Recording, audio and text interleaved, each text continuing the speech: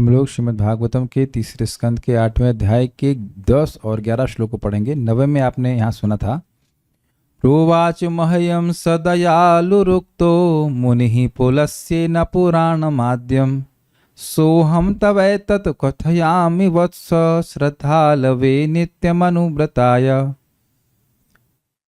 स मह्यम प्रोवाच, स मतलब उन पराशर मुनि ने मुझसे कहा। क्यों? दयालु, क्योंकि वो दयालु थे।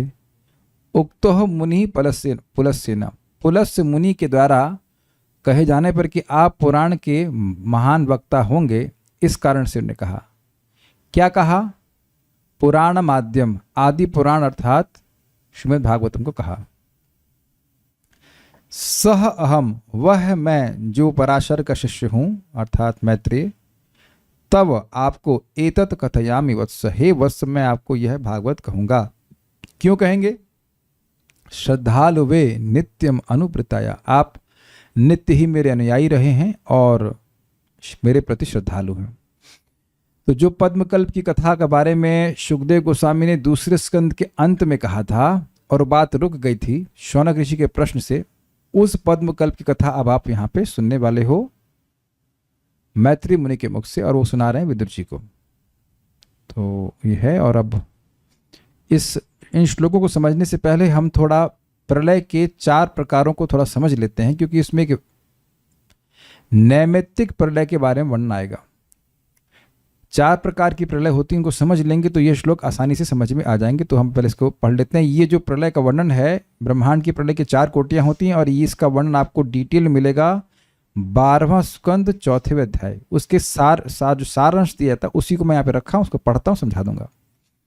इस अध्याय में मतलब तीसरे स्कंद के 8वें अध्याय में नहीं, 12वें स्कंद के 4थे अध्याय में प्रलय के 4 प्रकारों यानी स्थायी, नैमित्तिक, प्राकृतिक तथा आत्यंतिक की तथा भौतिक जीवन चक्र के रोकने के एकमात्र साधन हरि नाम कीर्तन की व्याख्या हुई है। 4 युगों के 1000 चक्र ब्रह्मा के 1 दिन के तुल्य होते हैं। और अरे भाई ये क्या हो रहा है? और ब्रह्मा का प्रत्येक दिन कल्प कहलाता है, जिसमें 14 मनुओं की आयु यानी मनवंतर निहित है। यानी स्पष्ट समझ में आ रहा है, कोई नई बात नहीं है। ब्रह्मा की रात की अवधि भी वही है जो दिन की है, यानी कि 1000 चतुर्युग। रात्रि में ब्रह्मा सोते हैं और तीनों लोकों का संहार हो जाता है। यह नैमित्तिक प्रलय है। तो यह फोटो आप देख सकते हैं, दिख रहा होगा। इसमें 14 भुवन बताए गए हैं, पाताल, रसातल, महातल, तलातल, सुतल, वितल, अतल, भूरलोक, भुवनलोक, भुवरलोक, स्वर्गलोक, है ना। उसके बाद महर, जन, तप और सत्य। देखिए, जब ब्रह्मा जी की रात्रि होती है तो संकर्षण देव के मुख से अग्नि निकलती है ब्रह्मांड के नीचे से, और वह स्वर्ग लोक तक फूंक देती है सब कुछ। इसीलिए मैं डायग्राम में दिखा रहा हूं ताकि आपको समझ में आ जाए। सबको दिख रहा है डायग्राम ठीक से? ओके। अब आप समझ लीजिए कि महर लोक फूकता नहीं है, लेकिन तवे की तरह तप जाता है। तो महर लोक के लोग विमानों से मतलब चढ़ चढ़ करके जनलोक तक ऊपर के लोकों में चले जाते हैं। ये है, ये समझना बहुत जरूरी, नहीं तो 11वां श्लोक समझ में नहीं आएगा आपको। तो इसे कहते हैं नैमित्तिक प्रलय। सबको समझ में आ गई नैमित्तिक प्रलय? नैमित्तिक प्रलय कब होती है? ब्रह्मा जी के दिन के अंत में, जब ब्रह्मा जी सो जाते हैं। क्लियर है? ठीक है, नेक्स्ट। और इसमें तीनों लोगों का मतलब स्वर्ग लोक से लेकर जितने नीचे पाताल लोक हैं उन सबका नाश हो जाता है, पानी भर जाता है पूरा। जब ब्रह्मा की आयु के 100 वर्ष समाप्त होते हैं तो प्राकृतिक प्रलय या पूर्ण भौतिक प्रलय होता है। उस समय भौतिक प्रकृति के महत्व इत्यादि 7 तत्व तथा इनसे बना समूचा ब्रह्मांड विनष्ट हो जाते हैं। जैसे कि यहाँ पे आप देख रहे हैं, भगवान महाविष्णु है, उनके प्रश्वास मतलब श्वास जब छोड़ते हैं तो ब्रह्मांड बाहर आते हैं, और जब श्वास लेते हैं तो वह सारे ब्रह्मांड उनके अंदर प्रवेश कर जाते हैं। तो इन्हें प्राकृतिक प्रलय कहा जाएगा, अर्थात प्रकृति के तत्वों का भी लय हो जाता है, फिर उसके बाद प्रधान बचता है, ये कहा जा रहा है। क्या समझ में नहीं आया?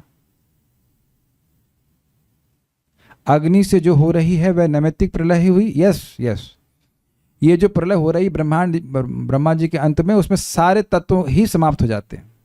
और जो संकर्षण भगवान के मुख से प्रलय हो रही है वो इस प्रकार से हो रही है।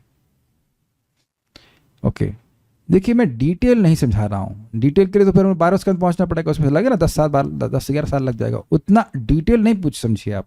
मैंने कहा भी नहीं कि मैं डिटेल में समझा रहा हूँ, कि एक मोटा मोटा अंदाज दे रहा हूँ, और मैं अभी आप मुझसे डिटेल पूछने लग जाएंगे और मैं बता दूंगा, फिर आप कहेंगे अपने गलत बताया, क्योंकि मैं गलत ही बताऊंगा कि मैं डिटेल नहीं पढ़ के आया हूँ। थोड़ा डांट रहा हूँ इस बात में, मैं डिटेल नहीं पढ़ के आया हूँ।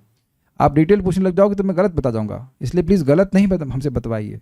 हम आपको इसीलिए उत्तर पहले नहीं देते क्योंकि हम डिटेल नहीं पढ़े हैं, मोटा मोटा पढ़ रहे हैं, फिर आप हमको कोट कर देंगे प्रभु जी ने ऐसा कह दिया, और फिर हम गलत हो जाएंगे और ये मेरा अपमान होगा। तो मैं ये नहीं चाहता। डोंट गो इनटू डिटेल्स, मोटा मोटा समझो ना भाई कि क्या है।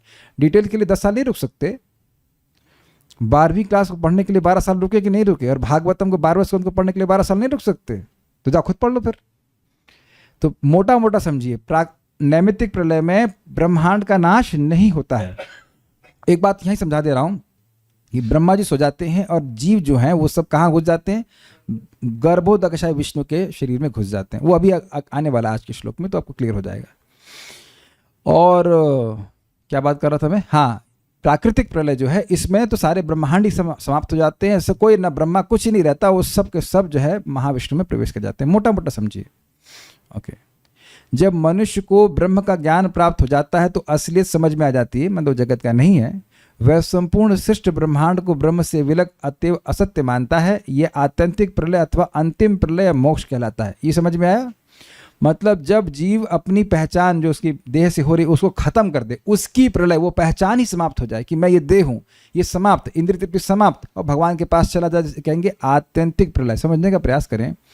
बार बार प्राकृतिक प्रलय हो रही है, इसका मतलब यह नहीं हो रहा है कि हम लोग भगवत धाम चले जा रहे हैं। जब प्राकृतिक प्रलय होती है, सारे ब्रह्मांड नष्ट हो जाते हैं, तो हम कहाँ जाते हैं? महाविष्णु में। अब जब नैमित्तिक प्रलय होती है तब कहाँ जाते हैं? गर्भोदक्षाय विष्णु में।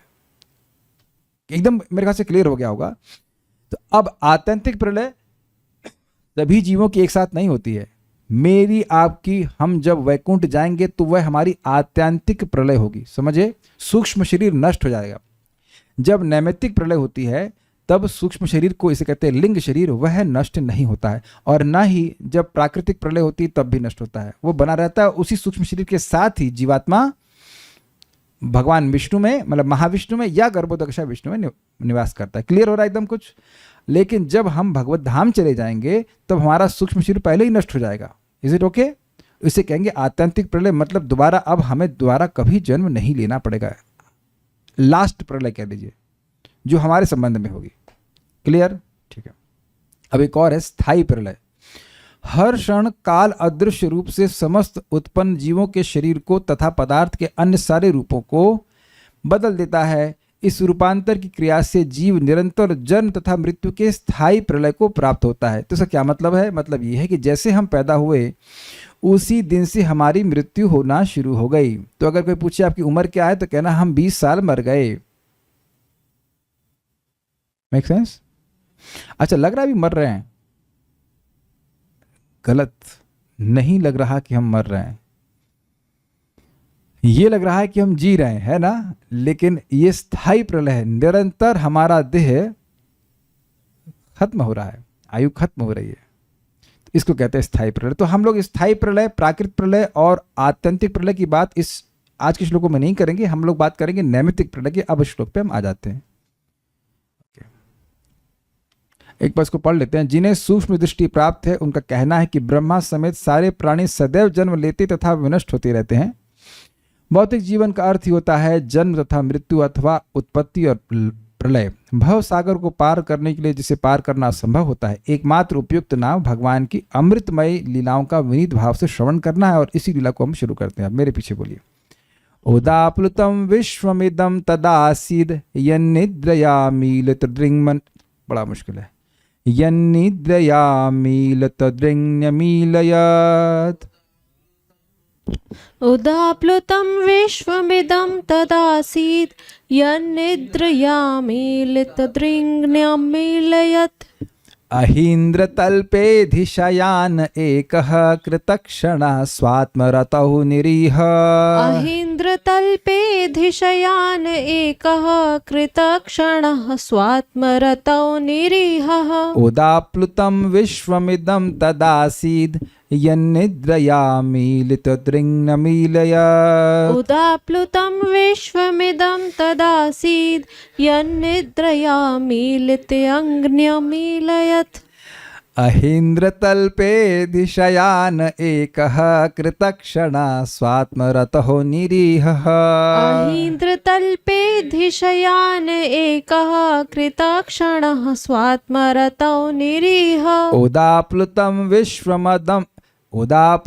विश्वमिदं तदासीद् यन्निद्रया मीलितदृङ्नमीलयत् उदाप्लुतं विश्वमिदं तदासीद् यन्निद्रया यन्निद्रया मीलितदृङ्नमीलयत् यन्निद्रया मीलितदृङ्न्यमीलयत् अहीन्द्रतल्पेऽधिशयान एकः कृतक्षणा स्वात्मरतौ निरीहः अहीन्द्रतल्पेऽधिशयान एकः कृतक्षणः स्वात्मरतौ निरीहः। ठीक, कठिन था बोलने में। अनुवाद। उस समय जब तीनों जगत मतलब कि स्वर्ग लोक पर्यंत, महरलोक, जनलोक, तपलोक और सत्यलोक, ब्रह्मलोक, वो नहीं होते, तीनों लोक तक। उस समय जब तीनों जगत जल में निमग्न थे तो गर्भोदकशायी विष्णु महान सर्प अनंत की अपनी शैया में अकेले लेटे थे। यद्यपि वे अपनी निजी अंतरंगा शक्ति में सोए हुए लग रहे थे और बहिरंगा शक्ति के प्रभाव से मुक्त थे, किंतु उनकी आंखें पूर्णतया बंद नहीं थीं। इदम विश्वम उदाप्लुतम यत आसीत। इदम विश्व मतलब यह विश्व, जब यह विश्व, यत मतलब यदा, जब यह विश्व प्रलयकालीन जल में निमग्न था। तो यहाँ पे विश्व निमग्न था का मतलब हो, समझ रहे हैं, वो मतलब स्वर्ग लोक तक निमग्न था, ऊपर के लोग नष्ट नहीं होते। तदा तब अमीलित दृक्, जिनकी चित शक्ति तिरोहित नहीं हुई थी। इसको थोड़ा समझिए। दृक् मतलब होता है दृष्टि, और कई बार से समझाया गया दृक् मतलब ज्ञान, ठीक। मीलित मतलब मिली हुई, अमीलित मतलब नहीं मिली हुई, यानी कि जिनकी आंखें बंद नहीं थीं। तो यहाँ इसका अर्थ है कि जिनकी चित्त शक्ति, जो उनका आध्यात्मिक वैभव है, वह सोई हुई नहीं थी। इज इट सिंकिंग इन?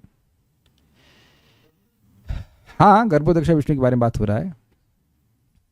उनको पूरा पता है कि अब ये प्रलय हो रही है, उनकी इच्छा से ही प्रलय हो रही है, नैमित्तिक प्रलय। ब्रह्मांड नष्ट नहीं हुआ है, भगवान गर्भोदकशायी विष्णु शेषशय्या पे लेटे हुए हैं, और अमीलित दृक्, दृक् मतलब दृष्टि अर्थात ज्ञान। तो अमीलित दृक् का मतलब जिनकी चित्त शक्ति, आध्यात्मिक शक्ति सुप्त नहीं थी। इसीलिए प्रभुपाद ने कहा जो अपनी आध्यात्मिक शक्ति में सोए हुए थे। योग निद्रा, क्लियर हुआ शब्द का अर्थ? ठीक है, नेक्स्ट।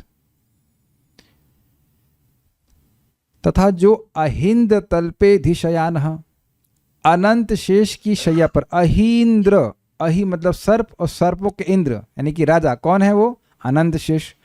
तल्प मतलब होता है बिस्तर, तो अहीन्द्र तल्प का मतलब क्या हुआ? सर्पों के राजाओं के बिस्तर पर अधिशयाना, वह सो रहे थे।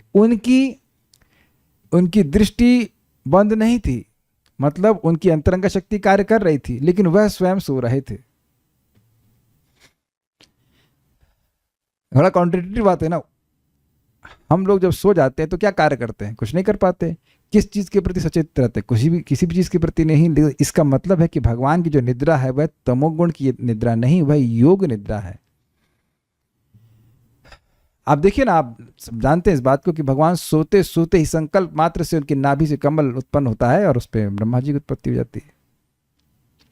तो उनकी निद्रा को तमोगुण की निद्रा नहीं कहना चाहिए। देख रहे ना कि कैसे कैसे गुण हैं।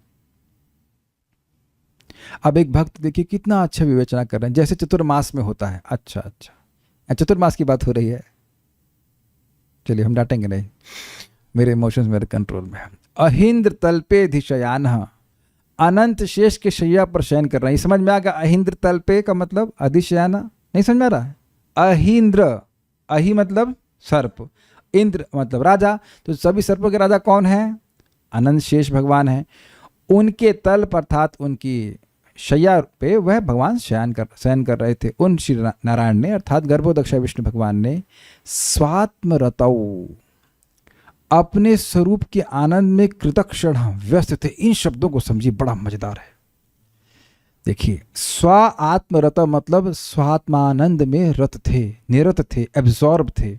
और इसीलिए कृतक्षण, क्षण का मतलब होता है उत्सव। कृत क्षण मतलब वह उत्सव कर रहे थे। किस किस क्या उत्सव कर रहे थे? अपनी आत्मरति में उत्सव कर रहे थे।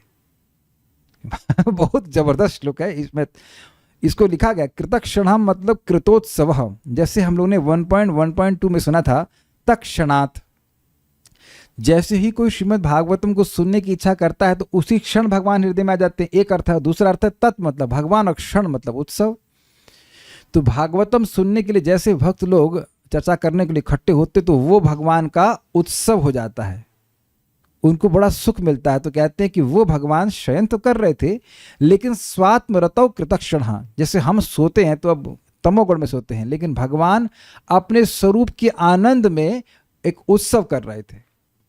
इसलिए निरीह, निरीह मतलब वह निष्क्रिय थे, अर्थात अब सृष्टि का कार्य वह नहीं कर रहे थे। इसलिए बहिरंग शक्ति के अंश के किसी अंश के बिना, मतलब कोई सृष्टि नहीं कर रहे थे। सारे लोग डूबे हुए एक्सेप्ट महरलोक, जनलोक, तपलोक और सत्यलोक। तीनों लोग ध्वस्त हैं, उसमें कोई प्राणी जी नहीं रहा है। कुछ समझ रहे हैं बातों को? तो यानी कि अभी प्रकृति के कार्य चल नहीं रहे, धंधा पानी बंद है अगर ऐसा कहा जाए। तो निरीह मतलब भगवान निष्क्रिय हैं। तो प्रश्न होगा कि भगवान क्या क्रिया भी करते हैं? हाँ, क्रिया करते हैं, उनकी इच्छा से जगत का सारे कार्य होते हैं। लेकिन अब इस समय वह केवल अपने स्वरूप के आनंद में मग्न है, वह जगत की क्रिया भी नहीं करवाना चाहते हैं। ठीक है? और इसलिए एक अकेले ही थे, मतलब स्वर्ग लोक तक कोई मैनेजमेंट नहीं चल रहा, कुछ नहीं चल रहा, सब बंद, ठप पड़ा हुआ। न्यमीलित, परंतु उनकी आंखें पूर्णतया बंद नहीं थीं। अब बड़ी अजीब सी बात है। एक तरफ कहते हैं अमीलित दृक् मतलब आंखें खुली हुई थी, मिली नहीं। फिर कहते हैं न्यमीलित, लेकिन उनकी आंखें पूरी तरह मिली नहीं थी। तो इसका मतलब देखिए, समझ लीजिए, भगवान की अंतरंग शक्ति कार्य कर रही थी, बहिरंग शक्ति कार्य नहीं कर रही थी, और अर्ध आंख से वह अब सृष्टि करने के लिए अपनी काल शक्ति को प्रेरित करेंगे। वो अगले श्लोक से ग्रहण करना होगा। कभी आप लोगों ने किसी बच्चे को, किसी व्यक्ति को देखा है कि वो आधी आंख से सो रहा हो? I don't know you have seen that. तो कभी कभी संदेह होता है ये सो रहे हैं कि जग रहे हैं। आपने देखा कभी? कभी बच्चे जो होते हैं आधी आंख खोले रहते हैं और सोते हैं। हाँ, वेरी इंटरेस्टिंग। आंखें के सामने ऐसे हाथ करेंगे तो कुछ नोटिस नहीं करेंगे। एक व्यक्ति बता रहे थे कि आर्मी में बहुत मेहनत कराते हैं, बहुत ट्रेनिंग खूब जम के मेहनत कराते। तो आर्मी के जवान इतने अभ्यस्त हो जाते हैं कि सारी मतलब मेहनत कराने के बाद अंत में उनको थ्योरी की क्लास दी जा रही होती है। अब सोचिए, खूब मेहनत किया है और उसके बाद थ्योरी की क्लास में बैठेगा तो क्या होगा? सो जाएगा। तो अभी भागवतम क्लास की तरह है नहीं कि भाई खाली डांट करके भगा दे, मतलब डांट करके छोड़ दे, वहां तो पनिशमेंट मिल जाएगा। तो लोग डर के मारे आंख खोल के सो जाते हैं। ये कैसे करते हैं? और वो विनोद कर रहे थे, कह रहे थे एक बार ऐसा हुआ कि वो सो रहा था व्यक्ति, और ये आर्मी का जवान जो लीडर था वो समझ गया कि सो रहा है, तो कह रहा है ए आंख खोल के क्यों सो रहे हो, खड़े हो जाओ। तो 15 लोग खड़े हो गए क्योंकि 15 लोग आंख खोल कर सो रहे थे। वो सभी सोच रहे थे, कह रहे हमको ही बोला हो सकता। अच्छा, अब एक प्रश्न होगा कि आंख खोल के कैसे सोएंगे? मुझे मेरे एक ड्राइवर बता रहे थे, हम नाम सत्येंद्र, बता रहे थे कि एक बार रात का समय चला रहे होते हैं, वो दिल्ली एयरपोर्ट से किसी को पिकअप किए और देखा कि हरिओम ढाबा आ गया और मालूम नहीं चला। It's almost like 100 kilometres, almost, I don't know 100 तो है। हाँ, होटल से बहुत पहले पड़ जाता है शायद हरिओम ढाबा, मतलब एक काइंड ऑफ। तब अब हम तो ड्राइविंग नहीं की रात में, लेकिन वैसे कुछ लोग होते होंगे, ऐसा करते होंगे कि चल रहा, सब कुछ चल रहा है, लेकिन दे आर कॉन्शियस नहीं है। जब इंसान ऐसा कर सकता है तो भगवान क्यों नहीं कर सकते? तो खैर यहाँ भगवान के बारे में हम गलत धारणा दे रहे हैं, क्योंकि भगवान ऐसे तमोगुण में नहीं रहते। अमीलित दृक अर्थात उनकी दृष्टि, उनकी आध्यात्मिक शक्ति जागृत रहती है, और न्यमीलित मतलब आंखें पूर्णतया बंद नहीं थी, अब अपनी कृपा कटाक्ष से कुछ आगे सृष्टि फिर से करना चाहते हैं। देखिए इसका मतलब समझ लीजिए, यानी कि ब्रह्मा जी की रात्रि अब समाप्त होने को आ रही है। फॉलो कर पा रहे हैं? ब्रह्मा जी का दिन समाप्त, अब गर्भोदक्षा विष्णु के मुख से संकर्षण देव के मुख से अग्नि निकलती है, स्वर्ग लोक तक सब समाप्त। अब उसके बाद सब ठंडा पड़ा हुआ है, अब फिर 1000 चतुर्युग बीत गए, अब जो है भगवान फिर से सृष्टि करना चाहते हैं। क्लियर है? ठीक है।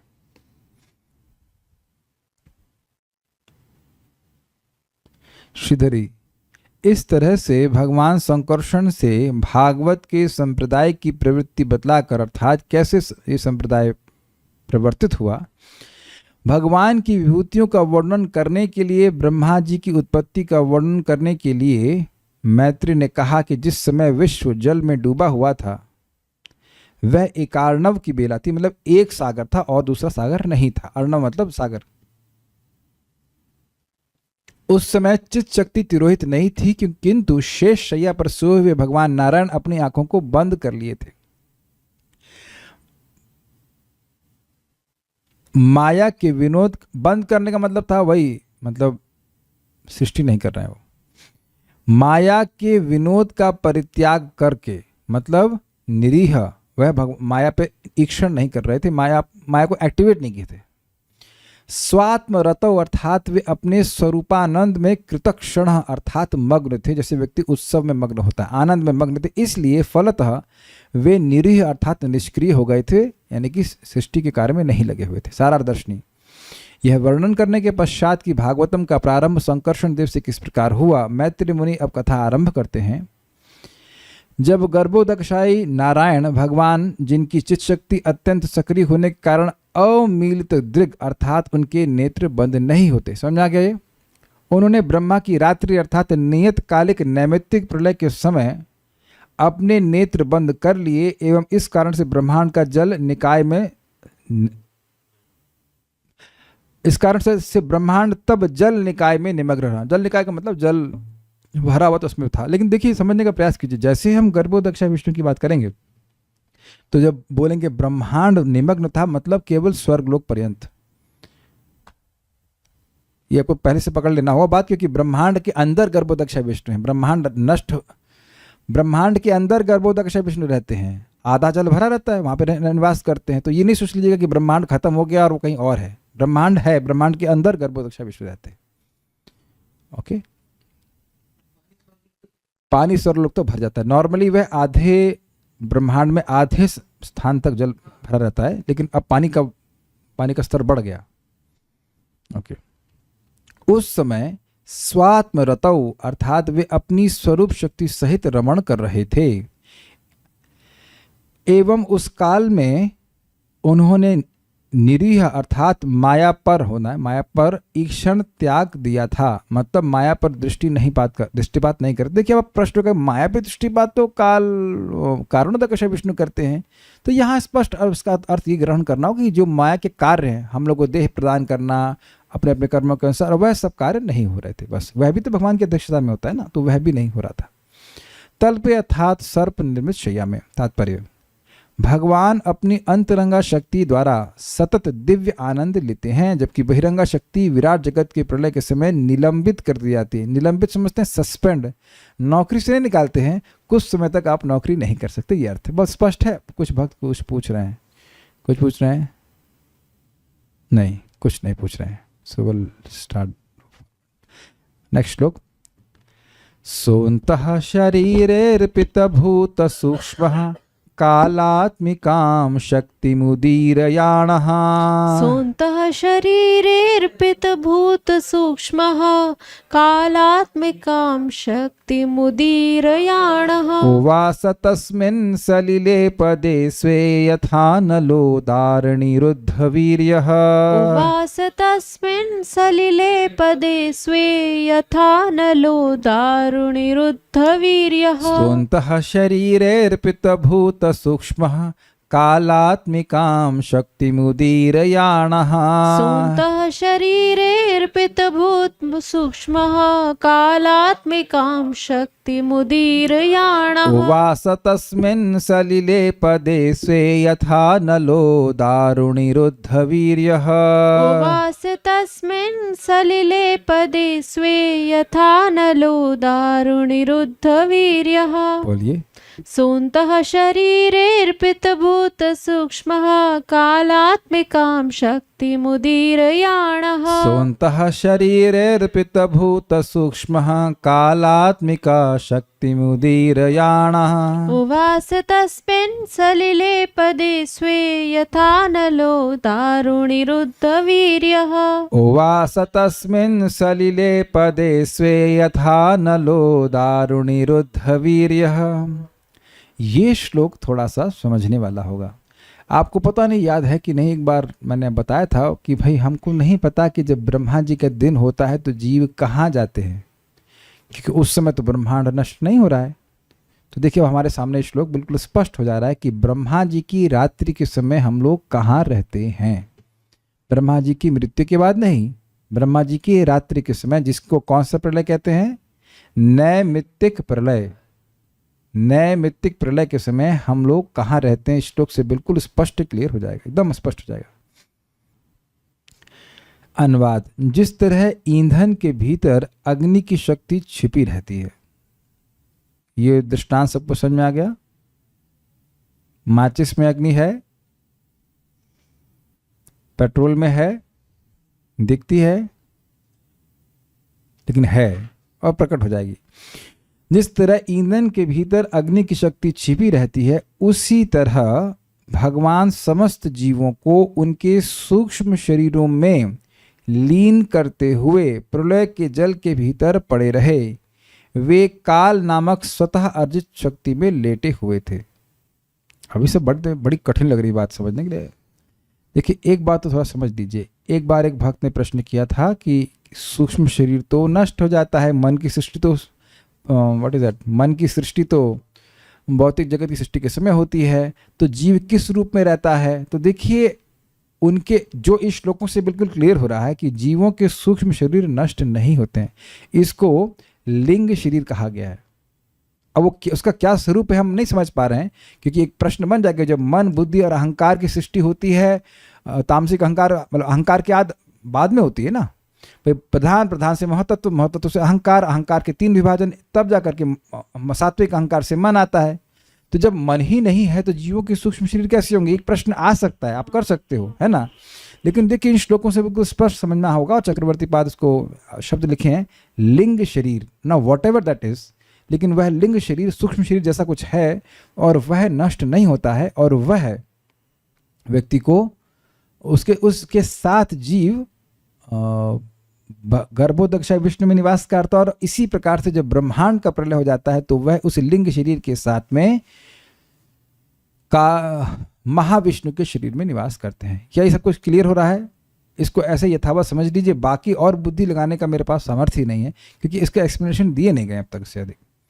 जो ऑब्जेक्शन रेस किया गया तो वह ठीक है कि भाई जब मन और बुद्धि की सृष्टि बाद में हो रही है तो सूक्ष्म शरीर की सृष्टि बाद में हो रही होगी, तो इससे तो फिर मुक्ति बड़ी आसान हो गई, क्योंकि मुक्ति मतलब सूक्ष्म शरीर से मुक्ति हो जाना। लेकिन जब प्रलय हो जाएगी तो सूक्ष्म शरीर से मुक्त हो जाएंगे, लेकिन सूक्ष्म शरीर से मुक्त नहीं होते, लिंग शरीर रहता है। अब जो भी होता है उसका नाम आचार्य ने लिंग शरीर ही रखा है। उसी तरह से आप आगे देखने वाले हैं।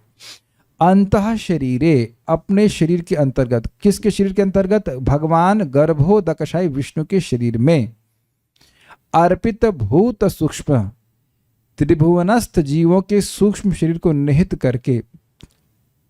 क्या मतलब भाई? अर्पित मतलब समर्पित, भूत सूक्ष्म मतलब जो उनके सूक्ष्म शरीर हैं जीवों के, उनको अपने शरीर में समर्पित करके। जैसे प्रसाद आपको मिला तो आप क्या करते हैं, उसे अपने जीभ के द्वारा, उसको अपने मुंह के द्वारा उसको अपने पेट में समर्पित करते हैं कि नहीं? तो वो आपके शरीर के अंदर समर्पित हो गया कि नहीं हो गया? ठीक है, तो इसे कहेंगे ना कि अर्पित कर दिया। तो उसी प्रकार से भगवान सभी जीवों को उनके सूक्ष्म शरीरों सहित उनके स्थूल शरीर नष्ट हो जाते हैं। सभी से मेरा मतलब है जो स्वर्ग लोक पर्यंत रहते हैं, महरलोक वाले नष्ट नहीं होते, ऊपर चले जाते हैं। तो जब ब्रह्मा जी की रात्रि होती है तो ब्रह्मा जी के लोक में महरलोक, जनलोक, तपलोक सब लोग कथा करते रहते हैं, सुनते रहते हैं। ब्रह्मा जी कथा नहीं कहते रहते हैं, ब्रह्मा जी सोते हैं। वो क्या करते हैं उसके बारे में नहीं जानते, लेकिन वो मरते नहीं हैं, उनके शरीर वो नष्ट नहीं होते हैं। लेकिन स्वर्ग लोक पर्यंत जितने भी लोग हैं उनके स्थूल शरीर नष्ट हो जाते हैं और अपने सूक्ष्म शरीरों के साथ वह भगवान गर्भोदकशा विष्णु में निवास करते हैं। इसलिए उनके सूक्ष्म शरीरों को अर्पित किया गया है किसके शरीर में? गर्भोदकशा विष्णु के शरीर में। क्लियर? Last line. जब नैमित्तिक प्रलय होती है, अर्थात ब्रह्मा जी की रात्रि होती है या रात्रि का समय आ जाता है तो प्रलय हो जाती है, तो वो नैमित्तिक प्रलय होती है, उसमें ब्रह्मांड का नाश नहीं होता है। स्वर्ग लोक पर्यंत जितने भी ग्रह हैं वो नष्ट, उसमें रहने वाले लोग हैं वह सब अपने सूक्ष्म शरीरों के साथ निवास करते हैं गर्भोदकशाई विष्णु में। Is it all okay with everyone? लोगों को मेरी आवाज सुनाई नहीं पड़ रही, ठीक है, हम मान लेते हैं कि अब समझ में आ गया होगा। नेक्स्ट, सह वे भगवान कालात्मिकाम शक्तिम उदीरयाणः। कालात्मिक मतलब जो काल रूपा शक्ति है, बेसिकली काल शक्ति, उसको उदीरयाण मतलब प्रबोधित कर रहे हैं, एक्टिवेट कर रहे हैं फिर से। देखिए, समझने का प्रयास कीजिए, सब कुछ काल के प्रभाव में हो रहा है कि नहीं? कल सूर्य उदित होगा तो काल के प्रभाव में ही होगा। मेरे पास पंचांग लिखा, उसमें लिखा है 6 बज के, क्या कल कौन सा दिन है? आज क्या है? 24, कल 25 तारीख में लिखा होगा, छोटा सा लिखा, कितने बजे सूर्य उदित होगा ये लिख दिया है। तो सब काल के प्रभाव से हो रहा है। पुनः सृष्टि के अवसर पर प्रबोधन हेतु अपनी काल शक्ति को प्रेरित करते हैं। देखिए, एक बात ध्यान रखिएगा, काल कभी सुप्त नहीं हुआ है। प्रलय काल चल रहा होता है, सृष्टि काल चल रहा होता है। जैसे हम लोग की आज रात्रि हो जाएगी, इसका मतलब ये नहीं कि जो घड़ी है, काल की घड़ी है, वो टिक टिक करना बंद कर देगी। मेरी बात समझ में आ रही ना? 1000 साल 1000 चतुर्युग बीत जा रहे हैं, तो ये बीतना मतलब काल, कल थी जो गणना कर रहा था, 1 चतुर्युग, 2 चतुर्युग, 1000, ठीक है, बंद करो। अरे भैया मेरा बिजनेस नहीं, बंद करो और बंद करो, गिनती खत्म। अच्छा, उसके बाद फिर टिक टिक टिक टिक टिक टिक टिक टिक चल रहा है, 1000 चतुर्युग बीत गए। अच्छा चलो अब सृष्टि करो। अरे सोने दो, नहीं सोने देंगे, उठो, सृष्टि होगी अब। समझ में आ गया? तो भगवान गिन रहे हैं, यद्यपि सो रहे हैं, लेकिन भगवान जानते हैं कि अब 1000 चतुर्युग बीत गए हैं। कुछ समझे? जब कोई था ही नहीं उस समय, तो गर्भोदकशा विष्णु को जगाएगा कौन? ब्रह्मा जी भी तो सो रहे हैं। तो भगवान इसीलिए कह रहे हैं ना, अमीलित दृक्, पिछले श्लोक से लीजिएगा, भगवान की अंतरंग शक्ति सुप्त नहीं है। भगवान पूरी तरह सचेत है कि अब 1000 चतुर्युग का समय बीत गया है, ब्रह्मा जी की रात्रि बीत गई, अब फिर से सृष्टि होनी चाहिए। तो भगवान फिर से अपनी काल शक्ति को प्रेरित करते हैं, काल के प्रभाव में आगे फिर सृष्टि होना शुरू होता है। नेक्स्ट देखिए, इन सब बातों को सुन के अगर हम नियमित रूप से सुनते हैं तो ठीक है, हम अपने जीवन को जिएं, अपने जीवन की टेंशनों को स्वीकार करें और उन्हें सॉल्व करें। लेकिन अगर हम रोज़ सुनते रहते हैं इसको, धीरे धीरे ये बात समझ में आती है कि इन्हीं समस्याओं को सॉल्व कर लेना ये कोई उपलब्धि नहीं है। हम सभी लोग, ऐसा नहीं कि मैं उससे अछूता हूँ, हर व्यक्ति की कुछ ना कुछ समस्या होती है। क्या कहते हैं, सर्कमस्टेंशियल डिफिकल्टीज, कुछ ना कुछ समस्या रहती है, किसी का बिजनेस है, किसी की नौकरी, किसी ये। लेकिन इसमें यह नहीं भूलना चाहिए, ये जो कुछ भी है ये सब कुछ क्षणिक है। तो ये सब भागवत सुनने से थोड़ा तो व्यक्ति कम से कम कुछ क्षणों के लिए इस जगह पर जो चल रहा है कुछ समय के लिए तो अपने को थोड़ा सा दूर कर सकता है। फिर बाद में फंस जाए, अलग बात है। कुछ समय तो सोचना चाहिए कि कितना कुछ चल रहा है, कितना कुछ प्रलय हो रहा है, कितना कुछ सृष्टि हो रहा है, भगवान एकदम निर्लिप्त हुए सो रहे हैं। स्वे पदे तथा अपने अधिष्ठान तस्मिन् सलिले उस प्रलय कालिक जल में दारुणी रुद्ध वीर्य उवास, काष्ठ के अंदर निहित शक्ति अनल यथा उवास, अग्नि की भांति अवस्थित रहते हैं। अब इसका क्या मतलब हुआ? भगवान उस समय काल शक्ति को प्रेरित कर रहे हैं कि अब सृष्टि का समय आ रहा है। कहाँ प्रेरित कर रहे हैं? अपने अधिष्ठान। कहाँ पे हैं भगवान इस समय? गर्भ सागर के जल में हैं। तो इसलिए कह रहे हैं स्वे पदे तस्मिन् सलिले, अपने पद, अपने अधिष्ठान, अपने घर उस जल में हैं। उस जल में मतलब गर्भ जल में हैं। किस प्रकार से हैं? दारुणी रुद्ध वीर्य। दारुण मतलब होता है लकड़ी। जैसे लकड़ी में वीर का मतलब होता है अग्नि, उसकी शक्ति रुद्ध है। एक माचिस तीली दीजिए। तो अब इस माचिस की तीली दिख रहा है आप लोगों को? माचिस की तीली को देखिए, इसमें काफी अग्नि दिख रही होगी आप लोग, संभल के। कहाँ अग्नि है? तो आप देख रहे हैं कि अग्नि तो है। हम अग्नि जला के नहीं दिखाएंगे, सब सेंसिटिव मटेरियल यहाँ पे है, लेकिन अग्नि है। लेकिन अग्नि रुकी हुई है, ये मानते हैं कि नहीं मानते हैं? यहाँ शब्द क्या है? दारुणी रुद्ध वीर्य। वीर्य मतलब शक्ति। इसमें शक्ति है ना अग्नि को प्रकट करने की। शक्ति, अग्नि रूपी शक्ति इसमें है कि नहीं है? लेकिन ये अवरुद्ध, रुकी हुई है। जब घर्षण होगा या उसको क्या कहते हैं, मैच बॉक्स मारते हैं, तब यह प्रकट हो जाती है। लेकिन है, लेकिन प्रत्यक्ष रूप से नहीं दिखाई पड़ रही। सुषुप्त नहीं, अवरुद्ध। अवरुद्ध शब्द यहाँ पे जो शब्द है वही रखेंगे ना। अवरुद्ध, रुकी हुई, रोका हुआ है, प्रकट नहीं हो रही है। अनल यथा उवास, अग्नि की भांति अवस्थित रहते। तो उसके दो अर्थ हैं। भगवान की ही शक्ति है जीवात्मा, तो भगवान अपने ही अंदर सभी जीवों को छुपा के वैसे रखे हैं जैसे लकड़ी में अग्नि छुपी रहती है। और दूसरा बड़ा सुंदर अर्थ है कि ब्रह्मलोक में जो ऋषि मुनि हैं उनको भगवान नहीं दिख रहे हैं, नहीं दिखाई पड़ रहे हैं। इसीलिए तो जब ब्रह्मा जी प्रकट होते हैं तो वो सोचते हैं कि मेरे सृष्टि का कारण कौन है। उनको नहीं समझ में आता है। गर्भोदकशाय विष्णु भगवान नहीं दिखते हैं। जैसे लकड़ी में अग्नि नहीं दिखती, ऐसे ही भगवान गर्भोदकशाय विष्णु उन लोगों को कि जो तपलोक आदि में हैं उनको नहीं दिखाई पड़ते। तो ये दो अर्थ हैं यहाँ पे। एक कि अपनी शक्ति अपने जीवों को अपने अंदर वैसे ही अवरुद्ध करके रखे हुए हैं जैसे लकड़ी में अग्नि है ना। और दूसरा है कि जैसे लकड़ी में अग्नि नहीं दिखाई पड़ती, ऐसे ही भगवान गर्भोदकशाय विष्णु जो जनलोक तपलोक के ऋषि आदि हैं उनको नहीं दिखाई पड़ते। जो यहाँ पे लिखा है वही अर्थ है। 1000 साल तक, 1000 चतुर्युग तक क्या इसमें लकड़ी केवल, इसमें अग्नि केवल कुछ समय तक नहीं दिखाई पड़ती? जो माचिस का डिब्बा निकालिए, माचिस का डिब्बा निकालिए, रखा है इसमें। दृष्टांत को पूरा समझना ही पड़ेगा। है नहीं है? ये मान लीजिए माचिस का डब्बा हो गया भगवान विष्णु, जस्ट एग्जांपल समझ लीजिए। और इसमें दिख रही है आपको माचिस है कि इस माचिस तिलियां हैं कि नहीं? नहीं दिख रही ना। तो अब अंदर से दिख रही है कि नहीं? ये देखिए है ना, बहुत सारी अंदर छुपी हुई हैं। तो ऐसे भगवान छुपा के रखे हुए हैं अंदर सबको, सभी जीवों को। एक अर्थ। और दूसरा है कि वो भगवान ही नहीं दिख रहे हैं। ये जीव गए कहाँ, गायब हो गए, कहाँ गए, कहाँ लॉस्ट एंड फाउंड, कहाँ चले गए पता नहीं चल रहा। न सिर्फ जीव दिख, जीव ही नहीं, जीव की छोड़िए, भगवान ही नहीं दिख रहे हैं। तभी तो जब ब्रह्मा जी प्रकट होते हैं तो सोचते कहाँ से, कहाँ से आया, ऐसे करके। अब एक प्रश्न है कि ब्रह्मा जी कहाँ सोते हैं? आपका क्या रियलाइजेशन है? ब्रह्मलोक में सोते हैं, और कहाँ सोएंगे? चलिए अब आगे पढ़ते हैं।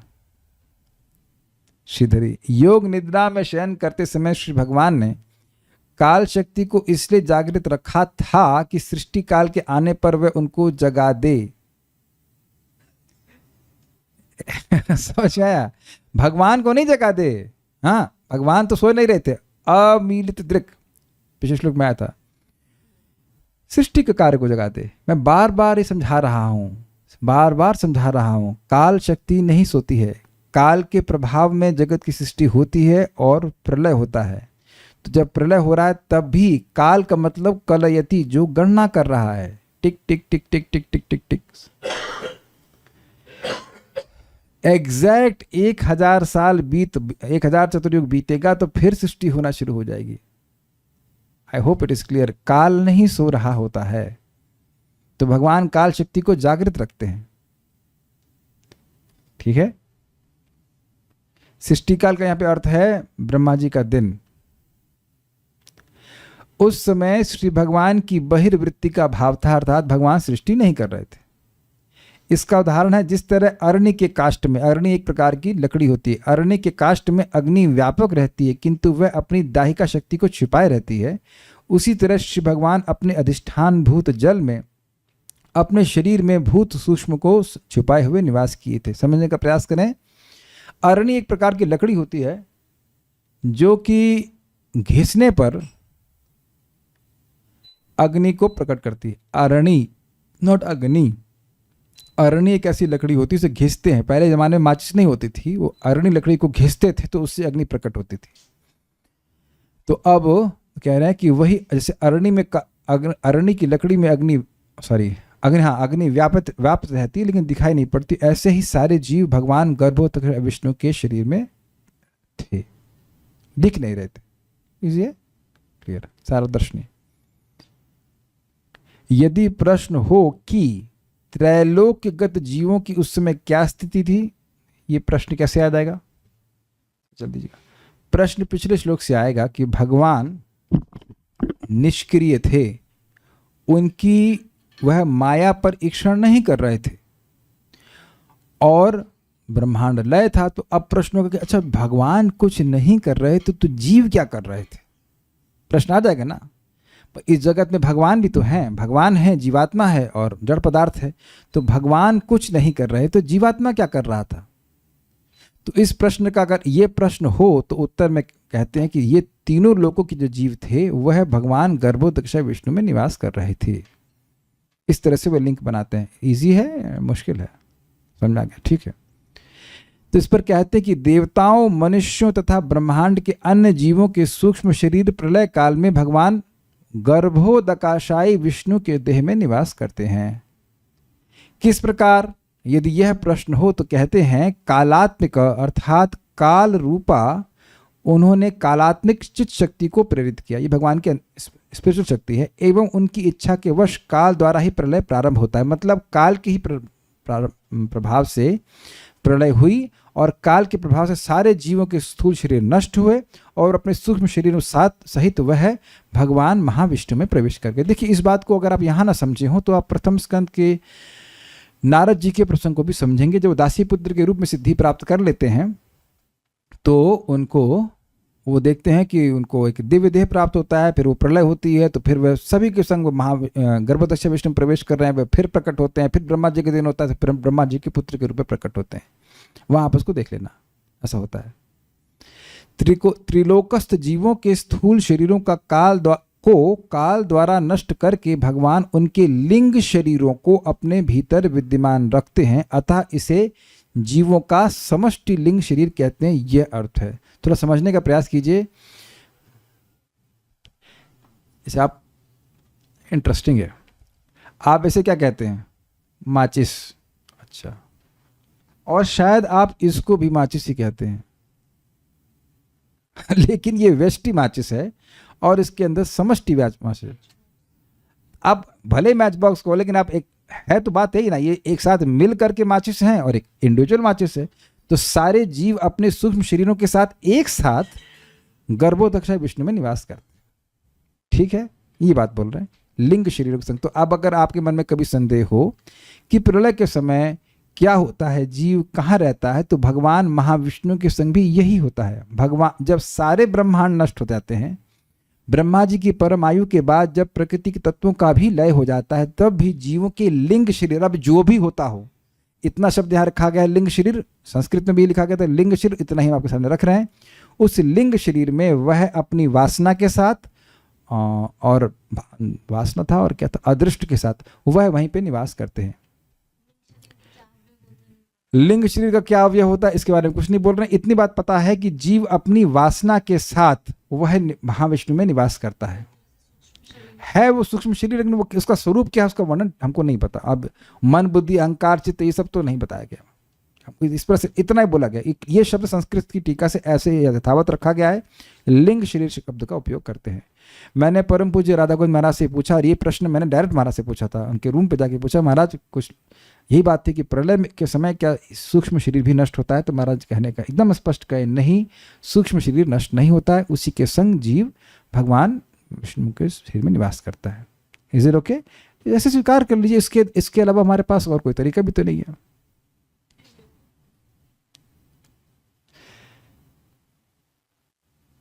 त्रिलोक ये हो गया। अब तत्पश्चात भगवान पाताल लोक के नीचे स्वे पदे अर्थात अपने निवास में एक महान जल विस्तार के भीतर अपनी जल स्तंभ शक्ति द्वारा निवास करते हैं, जो जल को भीतर आने से रोकती है, तथा चूंकि वे स्थिति में महरलोक अथवा अन्य उच्चतर लोकों के निवासियों की दृष्टि के विषय नहीं है, अतः उनकी तुलना काष्ठ के भीतर आच्छादित अग्नि से की जाती है। अब ये क्या कहा गया? देखिए, अगर आपको ये बात पता नहीं, समझ में नहीं आ रही तो मैं बताता हूँ। यही पास की घटना है, मौका वरदात कालिया हृद। तो कालिया नाग के पास भी ये जल स्तंभन शक्ति थी, वो अंदर ही पानी से ही क्या क्या वो महल और सबका निर्माण कर लिया था। तो जल स्तंभन मतलब जल को रोक देना। तो भगवान तो सारी शक्तियों के मालिक हैं, तो यद्यपि वह जल में रहते हैं लेकिन फिर भी वह जल उनमें प्रवेश नहीं करता। तो कहेंगे आप फोटो में तो हम देखते हैं भगवान ऐसे हिचकोल लेकर के सो रहे हैं। अब भाई फोटो तो एक लिमिटेशन में रहती है, फोटो इज ओनली आइडिया। हाँ, आर्टिस्टिक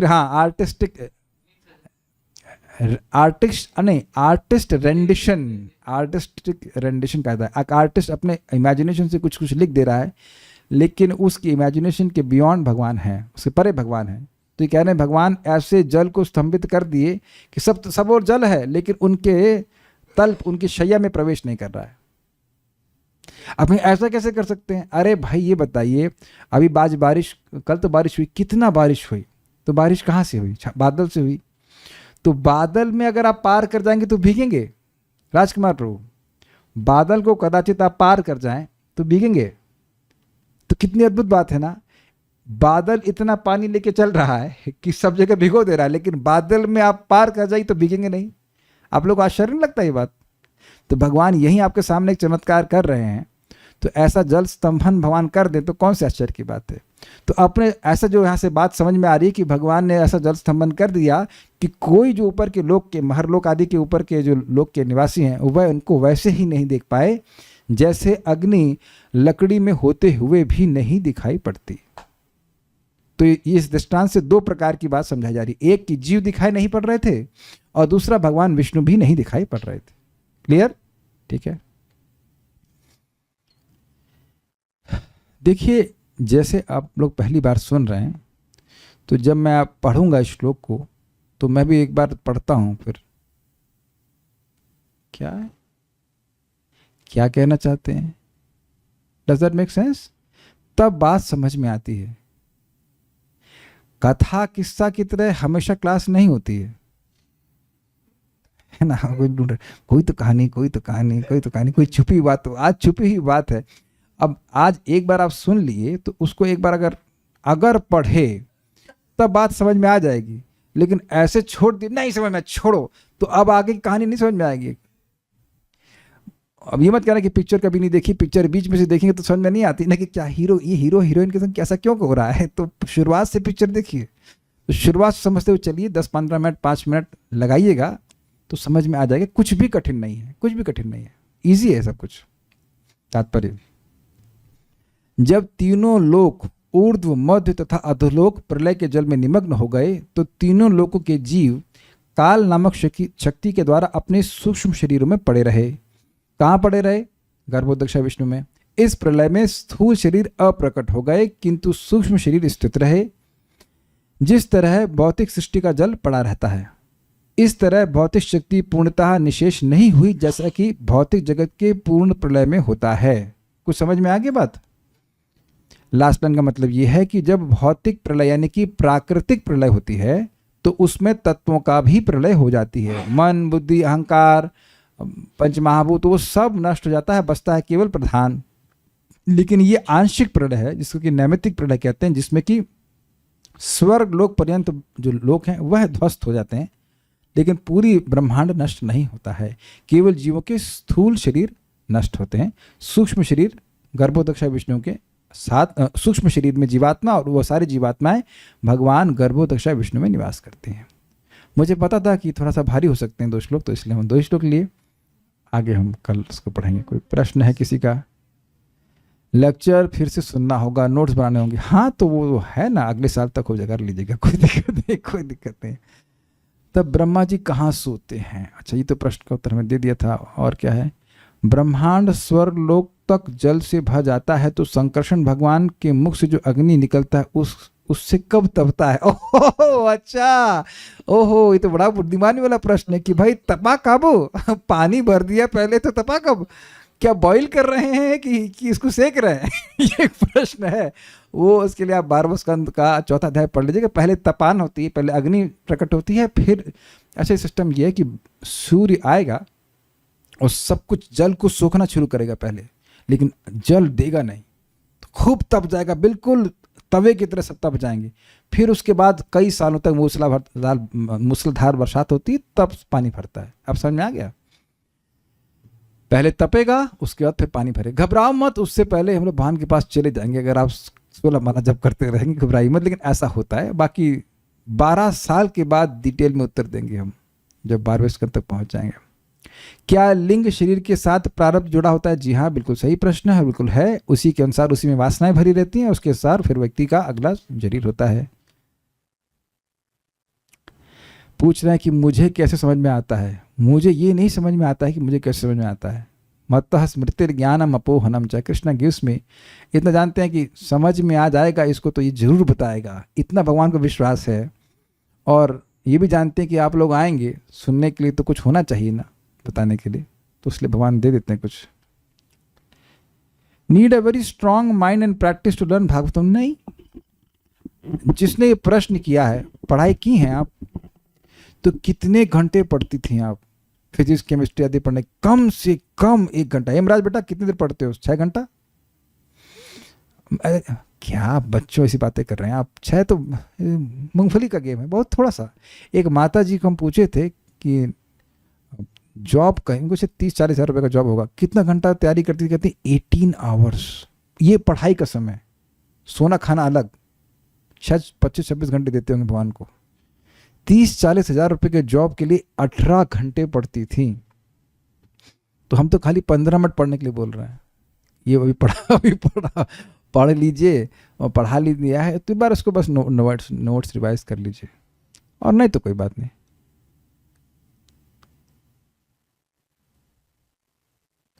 भगवान दयालु जीव की इच्छा पूरी करने के लिए बनाए। कहाँ से अज्ञान के 5 तरह के लेकर गए भगवान? कौन से हमको समझ में? अगर केमिस्ट्री क्लास चल रही हो और आप फिजिक्स के क्वेश्चन पूछे तो बताइए कैसा टीचर सोचेगा? अब यहाँ 5 प्रकार के अज्ञान के बारे में कहाँ से वर्णन हो गया? जो पढ़ा रहा हूँ तो पढ़िए। अभी एक माता जी पूछ रही थी, जानते कौन सी माता जी? प्रलय के बारे में पूछ रही थी। हमको थोड़ा सा क्रोध आया, हमने कहा कोई बात नहीं, चलो पूछ रही है बता देते हैं। जो पढ़ा रहा हूँ वह तो पढ़ो, जो नहीं पढ़ा रहा हूँ उसकी चिंता क्यों कर रहे हो? जो पढ़ा रहा हूँ पहले वो तो समझ लो बेटा। अभी आगे क्यों भाग रहे हैं? हमसे कोई व्यक्ति पूछे थे कि आप 3.7.3 जानते हैं? तब हम 5वां पढ़ा रहे, नहीं जानते हैं। जब पढ़ा लिया तो उन्होंने कहा अब जानते हैं, अब आप सुन लीजिए रिकॉर्डिंग। हाँ, अब आप अच्छे से बता रहे हैं। जब मैं सिस्टमेटिकली नहीं समझ पाऊंगा तो आप कैसे समझ लेंगे? तो रुकिए, आप रुकिए। ऐसे होते हुए क्या हम नहीं देख सकते? क्या होते हुए? ऐसा होते हुए? हाँ, अगर आप सिद्ध लोग के ऋषि बन जाएंगे तो देख लीजिएगा। अच्छा, उसको देखने के लिए रुकना चाहते हैं आप? जब प्रलय नहीं हो रहा होता है तब भगवान गर्भोदक्ष विष्णु महरलोक के लोगों को दिखाई दे रहे होते हैं।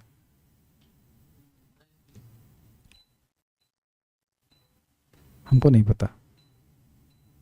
भगवान विष्णु को व्यक्ति वही देख सकता है जो देखिए नहीं देख पाते हैं। क्यों?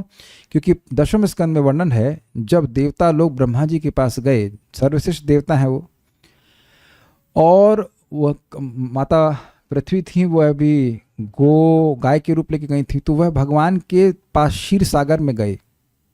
क्षीर सागर में नहीं गए, क्षीर सागर के तट पे गए, तो वहां उन्हें भगवान विष्णु के दर्शन नहीं हुए। भगवान विष्णु ब्रह्मा जी में आ गए। जैसे जगत में देखते हैं ना, किसी माता जी में कोई दुर्गा मैया जाती उस तरह से वो मैं दुर्गा से बोलना शुरू करती है। लेकिन वहां वास्तव में भगवान विष्णु ब्रह्मा जी के मुख से बोलते हैं कि मैं अवतरित होऊंगा, तुम देवता लोग भी यदुकुल में अवतरित हो, जबकि बोल रहे हैं ब्रह्मा जी। तो बिल्कुल स्पष्ट वहां पे वर्णन है कि देवता इंक्लूडिंग ब्रह्मा जी भी भगवान को नहीं देख पाते हैं। भगवान की जब इच्छा होती तो उनके वो अपने आप को प्रकट करते हैं। तो ऐसा नहीं कि वो अपनी शक्ति से देख पाते हैं। भगवान को इसीलिए अधोक्षज कहा जाता है। इसको आप बृहत भागवतामृत में भी देखेंगे कि भगवान उनके यज्ञ में प्रकट होते हैं। महायज्ञ चलते रहते हैं तपलोक आदि में, तो भगवान आते हैं, लेकिन ऐसा उनका सामर्थ्य नहीं कि सीधे भगवान को देख ले। हाँ, उनको अपने हृदय में भगवान दिखाई पड़ते हैं, but he can't see directly ऐसे। ये स्पष्ट वहां पे वर्णन है। और ठीक है,